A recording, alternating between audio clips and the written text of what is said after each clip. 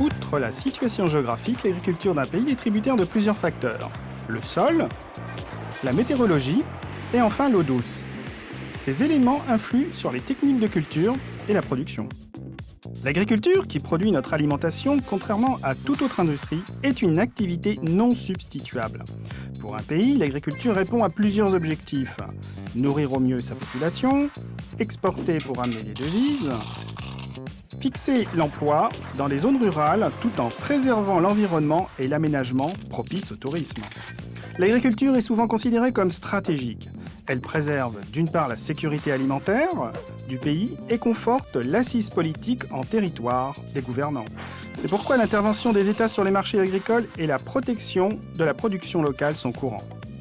Ainsi, le marché mondial des denrées alimentaires est un marché qui fonctionne hors équilibre, c'est-à-dire qu'il traduit davantage les prix d'intervention plutôt que le jeu classique de l'offre et de la demande. Il est aussi très volatile, c'est-à-dire qu'il intègre l'imprévisibilité des productions, bonnes ou mauvaises, la saisonnalité de l'activité qui provoque le décalage entre l'offre et la demande, et enfin une inélasticité de la demande par rapport au prix. Ce dernier point traduit en fait que les denrées alimentaires comme le riz sont des biens de première nécessité. La demande effective dépend des besoins nutritionnels de la population qui sont par nature ni très compressibles ni très extensibles. Ainsi, un fort accroissement imprévu de la production ne pourra pas être absorbé par les consommateurs. Il s'ensuivra une forte baisse du prix. Les États, alors, pour stabiliser les prix, interviennent. Mais l'intervention non coordonnée sur les marchés peut aussi avoir des effets dramatiques.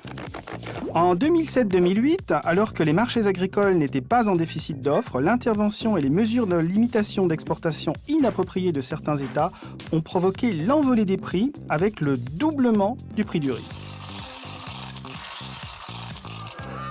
Les révoltes de la faim s'en sont suivies, car pour les pays du tiers-monde, 70% du revenu des familles est consacré à l'alimentation contre 15% pour les pays développés.